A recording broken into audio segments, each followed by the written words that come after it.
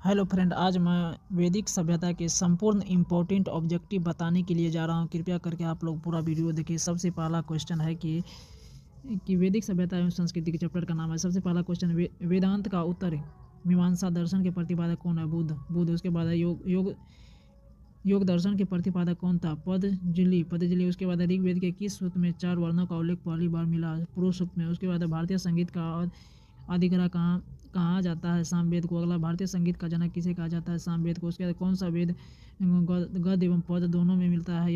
यजुर्वेद में। उसके बाद सभा और समिति प्रजापति की 2 पुत्री थी, उनका उल्लेख किस वेद में मिलता है? अथर्ववेद में। अगला, वैदिक सभ्यता किस धातु योग की मानी जाती है? और लो योगिन की। उसके बाद गायत्री मंत्र किस वेद से लिया गया है? ऋग्वेद से। अगला, गायत्री मंत्र किसे समर्पित है? सविता सावित्री देवता को, ऋग्वेद में। अगला है, यज्ञ संबंधित विधि विधानों का पता चलता है यजुर्वेद में। उसके बाद रोग निवारक तंत्र, मंत्र, जादू टोना, वश्यकर्ता, विवाह, प्रेम, राजकर्म, मातृभूमि आदि विविध विषयों का विवरण किस वेद में मिलता है? अथर्ववेद में। अगला है, पुराणों के रचयिता किन्हें माना जाता है? लोमहर्ष एवं अग्रसवा को। उसके बाद पुराणों की संख्या कितना? 18। उसके बाद सबसे प्राचीन एवं प्रमाणित पुराण किसे माना जाता है? मत्स्य पुराण को। अगला, स्मृति ग्रंथ के अन्य किस नाम से जाना जाता है? धर्मशास्त्र के। उसके बाद किस स्मृति ग्रंथ के सबसे प्राचीन एवं प्रमाणित मानक है? मनु स्मृति के। उसके बाद वैदिक गणित में महत्वपूर्ण अंग है शुल्ब सूत्र। उसके बाद वैदिक साहित्य में सम्मिलित है वेद, उपवेद, ब्राह्मण, आरण्यक, उपनिषद।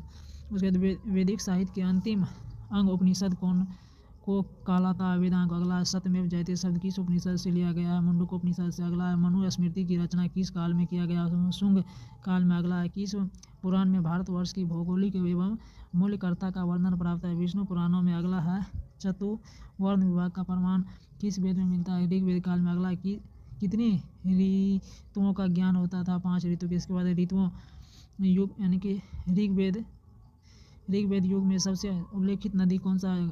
सिंधु नदी। अगर आप लोग को अगला पेज है यहाँ की, अगला पेज, ऋग्वेद में सर्वाधिक पवित्र नदी कौन है? सरस्वती नदी। अगला, ऋग्वेद में सर्वाधिक सम्मानित देवता कौन से है? इंद्र और अग्नि। अगला, ऋग्वेद आर्यों का मुख्य व्यवसाय था पशुपालन। अगला, ऋग्वेद में संपत्ति का प्रमुख रूप क्या है? गोधन।